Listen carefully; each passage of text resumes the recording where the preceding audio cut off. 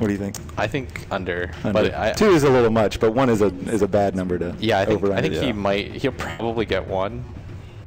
I would say 1 is like. What I like about the Viper pickup on top of that is because we're talking about courier snipe ups, right? The obvious bounty hunter, sniping your courier in the first 3 minutes is a huge problem. Viper is a hero who doesn't need a bottle necessarily in lane at all. Like, he's perfectly fine just staying there. So he can go the full 3 minutes, wait it out, and pick up boots or whatever he needs for the lane, maybe some extra regen. So in that point, he's very independent, and the bounty hunter is going to have less of a hold on that laning phase, where you have other matchups, particularly against the puck, where if you say you're Zeus middle, right? 2 shared tangos, you quickly burn through both of those. You have to get your bottle right away. If you don't get that bottle, you lost the lane against a Quap 100%. And we saw at the Summit 3 that even the best players in the world can focus too much on winning their lane in mid and get their courier killed in a situation they shouldn't. Yeah. Sumail had a really hard time at the Summit 3 going against, I think it was against Secret. Just they killed his courier constantly because he was so focused on winning the game. Because it's so important this patch, really win your lane. And there's all these lane-winning heroes that are hard to lane against, like Queen of Pain and Viper, a classic. Like, I'm going to dominate the lane matchup, and you can focus in too much on that and get your courier killed. So it's very easy to do, easier to do than people realize, I think. I think one thing to mention about the current picks right now that there is, when you have a Viper middle against the Queen of Pain, it's going to come down to which supports are going to help out the other lane. And I think it's going to be hard for Disruptor and Witch Doctor to do anything and start against the Queen of Pain. But on the other side, where you have a Bounty Hunter who is not going to rotate into the jungle because there's no jungler, he most likely is going to sit on the Viper, I would assume. And if he gets a few kills, like if Queen of Pain and Bounty Hunter manage to kill the Viper, Viper is not a comeback hero. If you have a bad start, that hero falls off very, very heavily and is most likely not going to do anything throughout the game. And anti-mage. Yeah, I was just about to ask you guys, what's the hard carry that Blast's going to pick up? Well, it's certainly not anti-mage. eHug have sniped that one away from them. I think it's a great pickup versus most of Mousesports' lineup. I think it would have been terrible for Mousesports. Like, I think if I would agree. Because Disruptor, Disruptor plus like any other hero would pretty much be able to destroy that anti-mage. But I like it on eHug because, like you said, it's great against the Queen of Pain. Clockwork doesn't do too much against it. You can't really pressure with the Clockwork. You need Lion to have levels, but then you've got a Bounty as a support. I think Mousesports needs a carry that can kind of zone out the... Yeah, okay, so they're going to take the Phantom Lions. I think they needed a hero that can much dual lane, and so Way 2 is going to be playing the Lion. I don't know is going to go because Pylai Dai is going to kind of roam around, and the Lion's not really going to get too much space by himself. Right. It's going to be, I think, to me, Pylai Dai is probably one of the best heroes, but one of the best players to zone people. I think he's really, really good at zoning. Right. And with having almost no items as the position 5. I mean, I know that Bounty Hunter it's like one of his favorite heroes, so playing it clearly, but I'm not entirely sure how good Way 2 is going to do the zoning in comparison. Yeah, and well, fortunately we have a pawn, so I guess we'll stick around a little bit longer. Let's talk about... what do you think about anti-mage just in general, this patch? Like, it seems kind of antithetical to what you want to do this patch, which is, ball up, win early, and this hero is somebody that wants to have the game not necessarily go uber late, like super late, but he wants it to go late, like past 35 minutes for sure. You would say his prime period of time is usually like 40-45 minutes, right, where he's usually got at least 5 or 6 slots. But all right, guys, so we're getting into now our first game of Mousesports and eHug. We're going to leave it to Blitz and K-Pop to do the casting for this series. Yeah, so I kind of wanted to talk actually about the anti-mage pick. I think that the anti-mage, it's kind of a response to what Mouse have. They don't have the best lockdown aside from the Lion, who needs levels. But if you assume that the Lion and the Bounty Hunter, I think that's one of those things that they read. They were like, okay, there's a Bounty Hunter. It's only going to be a Lion. That Lion is going to be zoning the Clockwork most of the time. He's probably not going to have the, or the Nyx most of the time, I'm sorry. So he's probably not going to have the best time in terms of getting a Blink Dagger, in terms of getting levels. Exactly. Yeah, if you are going to pick an anti-mage, this would be the right time to pick it, I think. It's really, really odd in this meta, I think. We haven't seen a hard carry of his like in a while. Yeah, but it's weird because the American scene loves their anti-mage. Like, more so than any other scene, America picks it. Yeah, I think it's one of those iconic heroes as well. It's probably one of the heroes. He's fun. Yeah, if you're a carry player, you know how to play anti-mage, and so For eHug, obviously Anti-Mage is a hero that has this really weird power curve, right? Where he gets 6-slotted faster than any hero in the game. Right. And then all of a sudden he just like tapers off. Exactly. So I think that actually kind of works in this meta a little bit. Is he farms really? He's almost like a light version of Alchemist, where he's not quite as hard into that getting 6-slotted immediately, but he's kind of the same thing, just pushed back about 5-10 minutes, right? But he can farm fast, and he needs to farm fast, but he doesn't do terribly well once the other carry gets 6-slotted. And Bloody Nine kind of just messing with Pylai Dai, and Pylai Dai just doing his standard stuff, trying to mess with the supports, right? To make life difficult for them. Yeah, he's all about blocking these camps. Usually you see the Bounty Hunter as a counter to the Chen more so than just, regular lineup like this, but he's just really, really interested in making sure these blocks and these pulls don't happen. Yeah, and Pylai Dai getting quite low, but should be able to walk away from this, but...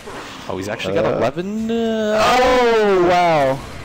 That level 1 Thunderstrike. That most surprising. I think that does more damage than just about any other nuke at level 1 in the game. Thunderstrike does. It was more surprising that Pylai Dai sticked around for so long, considering he wasn't going to win that trade. Like, with the sentry right there, if one support rotates over, you're dead. Yeah. I think you have to get out of there, and that's actually such a huge kill. He's now going to rotate at bottom, but MJW has done decently enough for himself here at this bot lane and being harassed down a little bit. Good job with the double hit from Pylai Dai. It's actually dipping quite low, and the Lances are there to follow. Will they get it? Yes, one more hit, and yeah, they're able to get the kill. Pylai Dai with that Orb of Venom, making a good rotation, and that's what they need. The first death wasn't the best thing in the world, but the second kill that you set up kind of makes up for it in a sense. Right, exactly. And Pylai Dai does give first blood more than any other player on Mousesports. I think he's given up that. That would make like 11, I think. Over his time with the team, but I think that's okay because he always puts himself in a position that if it goes well, it's going to go exceptionally well, and if it goes bad, he can recover.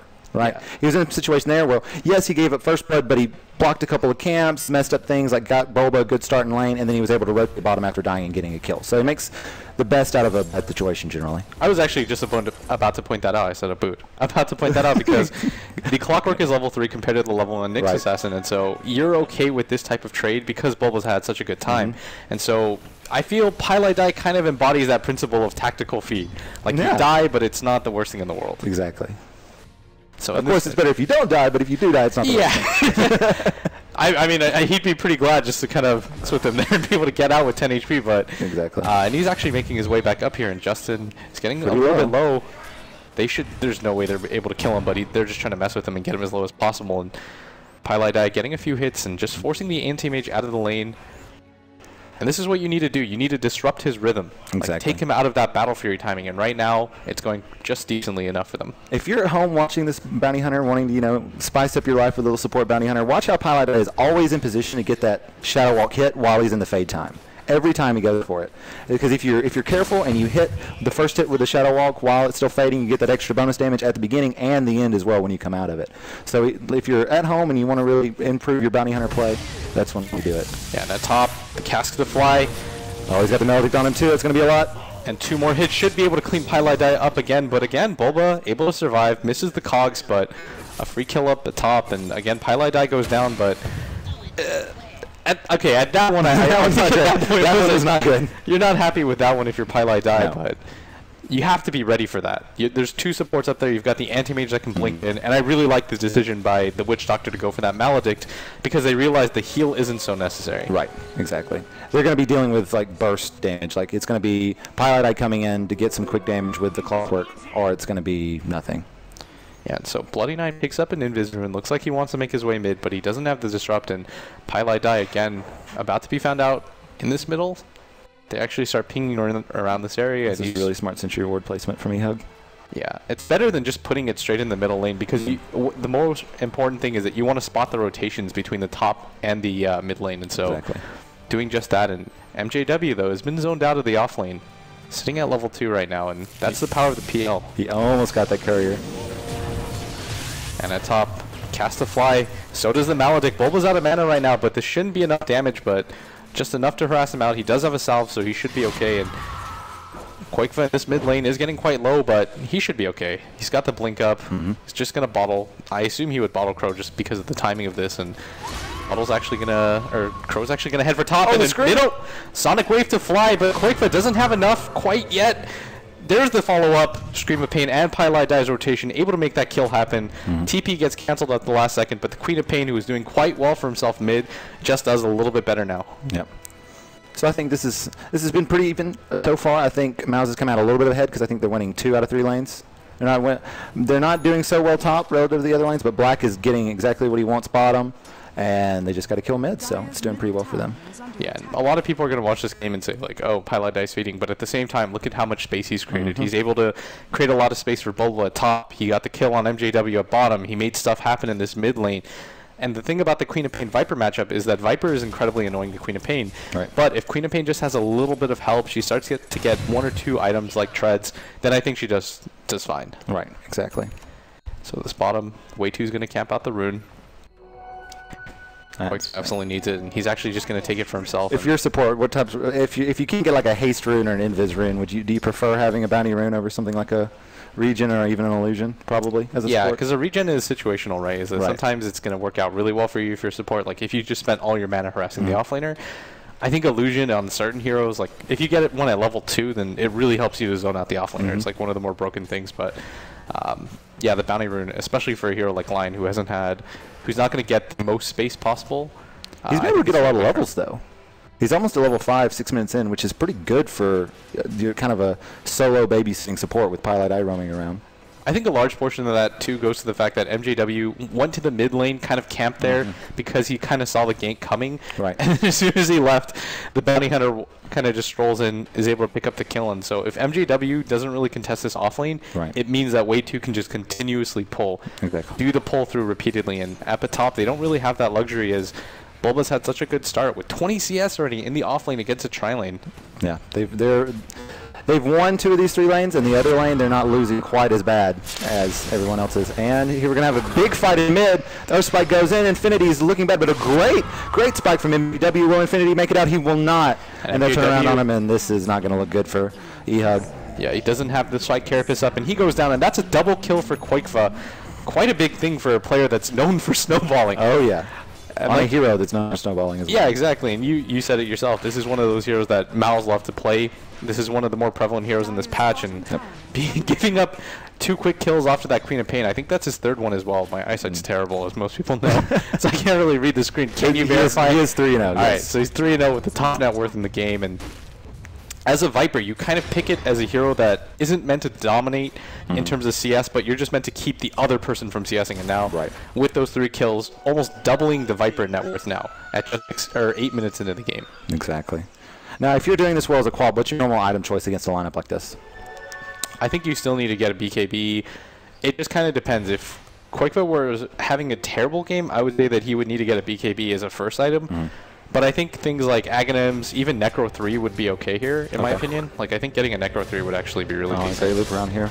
Yeah, and going for the dive, the stun to follow as well. MJW going to go down really quickly, and Ja has to be careful as well because there's not much stopping them, and they're actually not going to chase that out. Don't you hate that TP timing, though, when you TP to save your friend and you get there just as he dies, and you're like, oh, man, you're not really sure. Luckily, the stun and the Hex were on cooldown, and it didn't look like they wanted to commit for it. What Ja was out of mana, and in this mid lane again, Infinity. I mean, they're just encamping him all game, and now it's Clockwork to follow, and he hasn't been showing himself, but because he has to realize at this point, any sort of rotation is able to kill him with that Queen of Pain, and this bottom tower should be going down quite soon. Splat just starts to chip away at it with the Ring of Aquila up and Glyph to fall, but I mean, Jaws doesn't have the most mana and HP. The Nyx Assassin doesn't really have the levels required to he's contest just this. now level 4.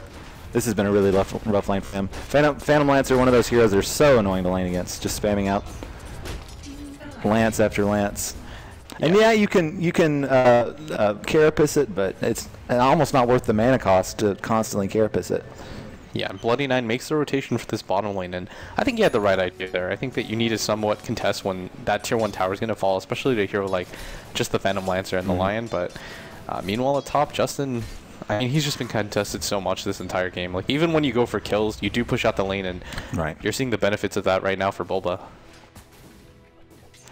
So this mid matchup, I mean, the Queen of Pain now is absolutely dominating. It looks like he's actually going to go for the Orchid. It's rough at Viper when before 10 minutes you're having to kind of chill at your own tower when the creep wave is in the middle. Yeah, it's one of those things too. It's just demoralizing, right? Like, I play this matchup a lot. If you're losing a matchup as especially as the Viper, you're just kind of thinking to yourself, like, boy, what am I going to do? Right. I don't have a flash farm mechanic. I don't have the best way to go around and gank because I'm in a mobile slug humanoid flying thing. Like, I'm not meant to go for My kills. wings aren't even on right, they're on backwards. Oh, that's true. Yeah, he has backwards wings. Yeah, and he's got a huge underbite as well. I don't know why that affects He just doesn't have anything going for him in life right now.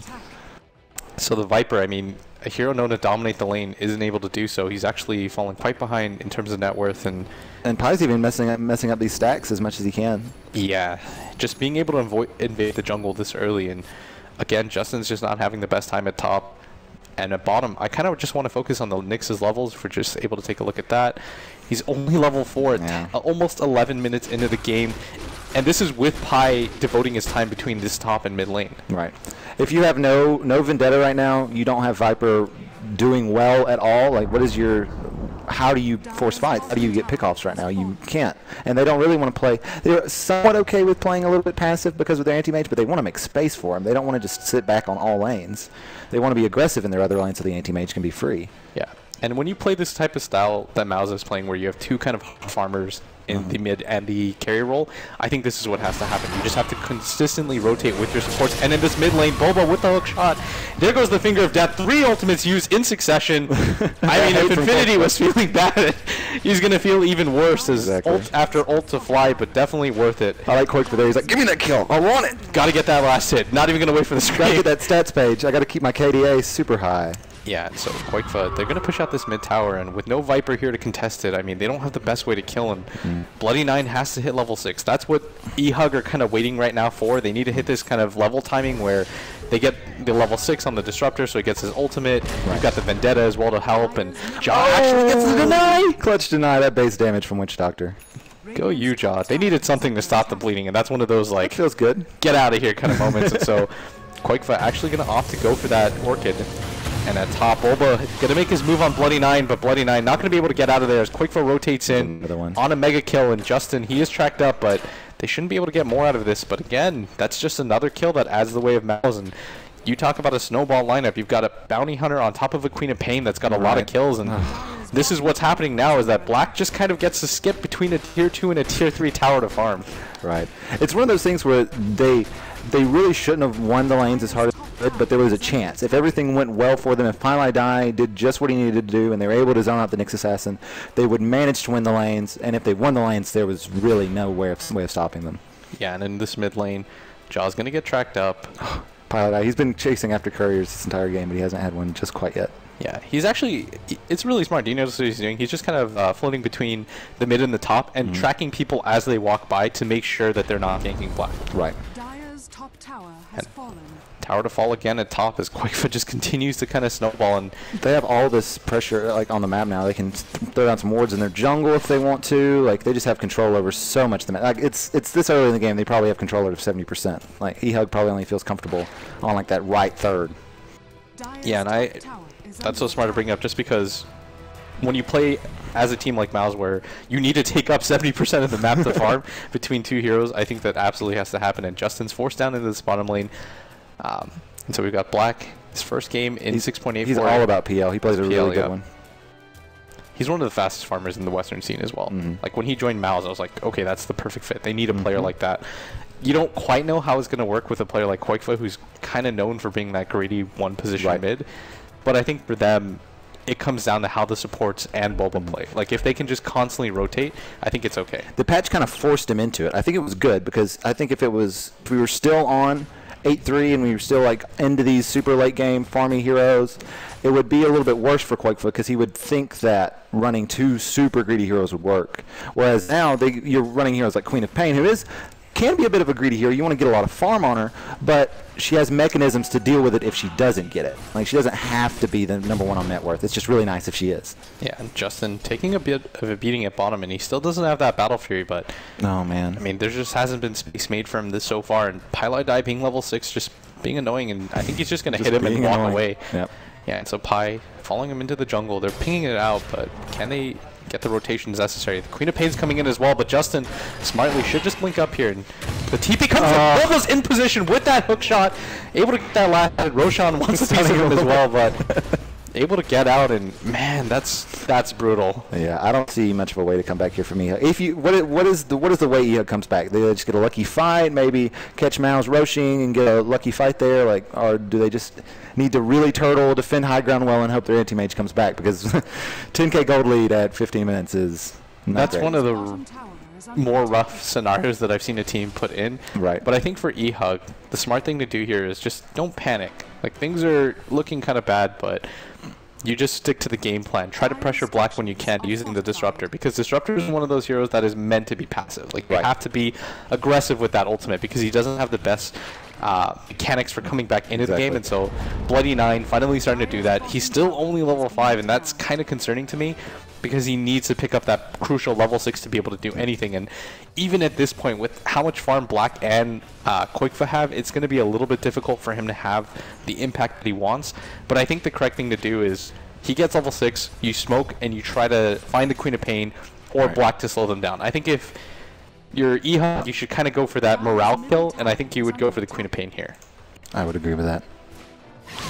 And yeah, you're completely right about Disruptor, because Disruptor's kind of a hero that you want to force retreats.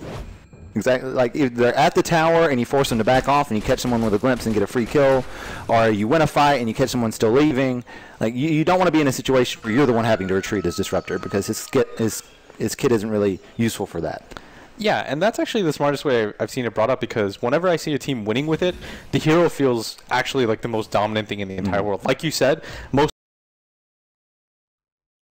for things to go and then they run away, but against a hero like Disruptor, it screws up your timing so hard because you just get to glimpse, you're so far behind that nobody's going to save you, you get blown up, instantly it's a 4v5 and you can't take that fight, and a 3-man hook's going to fly, but Bulba's just kind of getting out there, and he lays down the cogs, and he's got a Hatred, a lot of ultimates being expended for him to double stun, Queen of Pain, Scream, and a Sonic Wave to fall, and Bloody 9 getting quite low, and the TP coming in from Black as well, but Infinity manages to get that out, and the Queen of Pain blinks away, and Pylai Die kind of in the middle of nowhere. There is a Sentry Ward down as well. They need this kill. Here comes Black.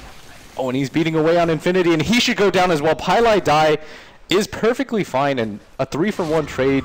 Just so much was expended for Bulba. That was such a, like, not clean engagement from Bulba either, right? He went in, he kind of yellowed in because he had a high strength, thought he was going to be able to get out, gets glimpsed back into a Static Storm and dies, but it doesn't matter because Mouse is just so far ahead. By making them commit to a fight, wasting a Static Storm on a single hero, they're able to clean up afterwards. So.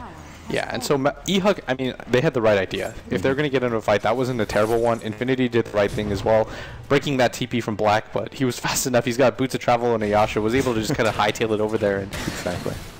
You want to kill Bulba there, yes, but the amount that you just had to expend to do it isn't the best trade. Right, I agree. And that's why this Boots of Travel, this really early Boots of Travel pickup is so smart for Black, because in this meta, you want your carry to be able to fight. You want him to be able to TP to lanes and get there fast and be able to contribute and then go back to farming. And Boots of Travel is the best item to really make that happen. Oh yeah, completely. And I think Black has kind of had this reputation of being one of those players that just ignores his team and continues to farm. And right there, you just kind of saw an attitude shift where it's like, okay, my team's in trouble.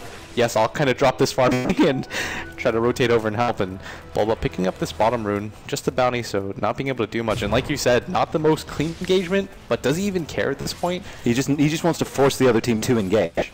If you can make him stick around for just a little bit, the rest of his team can come in and clean up. So it was smart by Bulba. Yeah, because he almost took him off guard. Because like, why would you hook in the 4 heroes from the other side? You're literally behind us. You're at where our tier 2 used to be, and you're hooking into us. Yeah, they were probably just like scrambling. They're like, what do we do?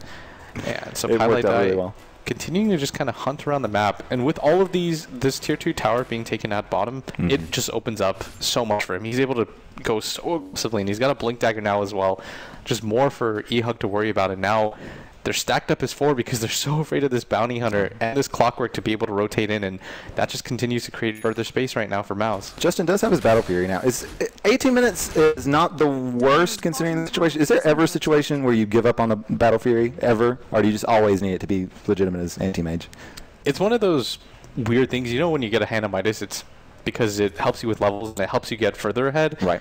And then you see the catch-up Midas where you're so far behind that it helps you catch up. It's like a weird paradox where the Battle Fury helps you get ahead, but at the same time it'll help you catch up. Right. I think that in 99% of cases that you would pick it up anyways, regardless of what the timing is. Yeah, I don't really. I kind of fooled around with that myself, messing around in pubs, not getting Battle Fury, but it's just.